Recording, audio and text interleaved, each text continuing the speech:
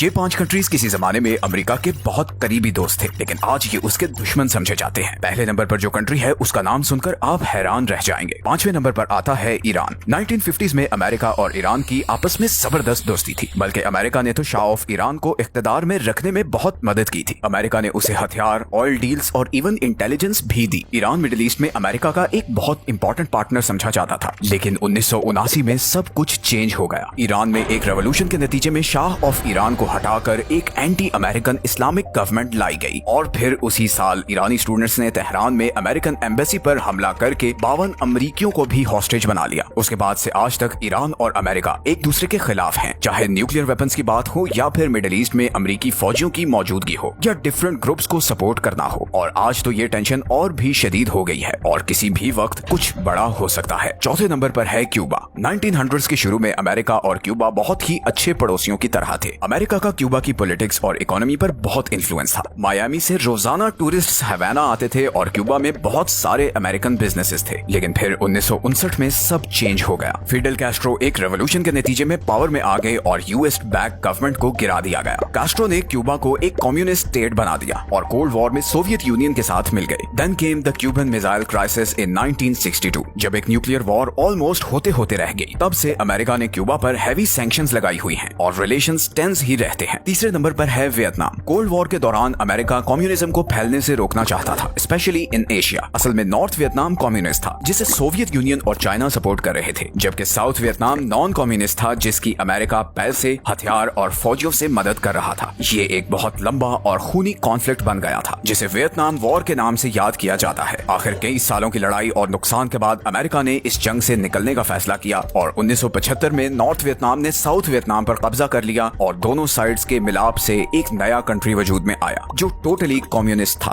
अगले कई सालों तक वियतनाम ने अमेरिका से डिस्टेंस रखा। आज गो के इकोनॉमिकली दोनों कंट्रीज के बीच चीजें बेहतर हो चुकी हैं, मगर पुराने जख्म अब भी बाकी हैं। दूसरे नंबर पर है रशिया। आप यकीन नहीं करेंगे, मगर अमेरिका और सोवियत यूनियन वर्ल्ड वॉर में दोस्त थे और दोनों ने मिलकर नाजी जर्मनी के खिलाफ लड़ा था। लेकिन वर्ल्ड वॉर के बाद सब कुछ चेंज हो गया और कोल्ड वॉर शुरू हो गई। ये टेंशन, जासूसी और न्यूक्लियर थ्रेट्स का एक लंबा दौर था। रशिया, जो कि सोवियत यूनियन का मेन पार्ट था, वो और अमेरिका सख्त दुश्मन बन गए। यहाँ तक कि जब 1991 में सोवियत यूनियन टूटा, तब भी रिलेशंस बेहतर नहीं हुए और आज तो यूक्रेन वॉर, साइबर अटैक्स और हथियारों की दौड़ ने इन दोनों को एक बार फिर आमने सामने ला खड़ा किया है। और फाइनली नंबर 1 पर वो मुल्क आता है जो कभी अमेरिका का सबसे बड़ा ट्रेड पार्टनर और खामोश दोस्त समझा जाता था, लेकिन आज वही अमेरिका का सबसे बड़ा कंपेटिटर बन चुका है और ये कोई और नहीं बल्कि चाइना है। 1970s में अमेरिका ने चाइना को दुनिया से कनेक्ट करने में मदद की। ट्रेड एग्रीमेंट्स हुए और रिलेशंस बेहतर हुए। चाइना ग्लोबल इकोनॉमी का पार्ट बन गया और तेजी से ग्रो करने लगा। लेकिन आज कहानी पलट चुकी है। अमेरिका चीन पर जासूसी करने, फौजी ताकत बढ़ाने और अनफेयर ट्रेड प्रैक्टिसेस के इल्जाम लगाता है। साउथ चाइना सी और ग्लोबल टेक मार्केट्स में चाइना जिस तेजी से आगे बढ़ रहा है, उसे रोकना नामुमकिन नजर आ रहा है। चाइना अपनी मिलिट्री, टेक्नोलॉजी और ग्लोबल इन्फ्लुएंस में हेविली इन्वेस्ट कर रहा है। बहुत से एक्सपर्ट्स का ख्याल है कि अगर ऐसे ही चलता रहा तो चाइना बहुत जल्द अमेरिका को ओवरटेक करके दुनिया की अगली सुपर पावर बन जाएगा। तो इस वीडियो से एक इंपॉर्टेंट लेसन ये मिलता है कि इंटरनेशनल पॉलिटिक्स में कोई सच्चा दोस्त नहीं होता। आज के दोस्त कल के दुश्मन बन सकते हैं। आपका क्या ख्याल है? कौन सा ऐसा कंट्री है जो आज तो अमेरिका का दोस्त है लेकिन कल उसका दुश्मन बन सकता है?